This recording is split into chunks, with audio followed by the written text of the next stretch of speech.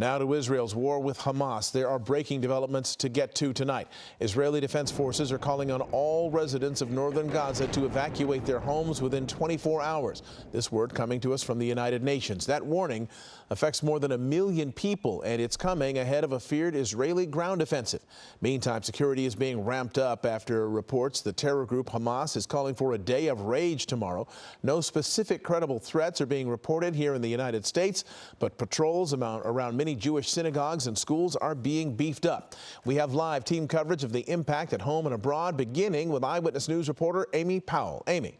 Mark, tensions escalating tonight. People living in northern Gaza have received phone alerts advising them to evacuate their homes within 24 hours. That ominous warning from Israel's military saying residents should leave for their own safety.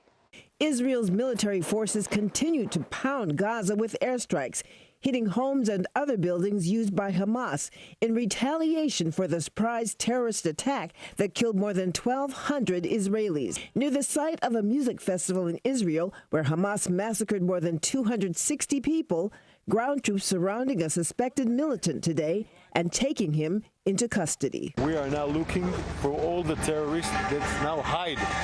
They don't want to go out and fight. They want to hide and keep on killing civilians. The bombings leaving the Gaza Strip devastated. At least 1,500 people have been killed. More than 300,000 Palestinians left homeless. Supplies of food, water, and fuel dwindling. Yesterday was very hard.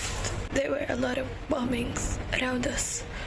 One of them was about 150 meters from my house. More than 6,000 people have been injured. Health officials in Gaza say hospitals are overwhelmed and running out of supplies. U.S. Secretary of State Antony Blinken meeting with Israeli Prime Minister Netanyahu today, promising U.S. support for Israel. Blinken urging Israel to avoid civilian deaths. At least 25 Americans were killed by Hamas terrorists.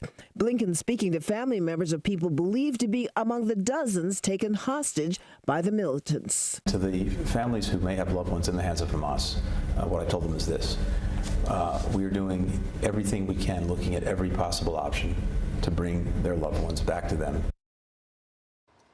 The order telling people to relocate south could impact more than 1 million civilians living in Gaza. The United Nations says the move could lead to devastating humanitarian consequences.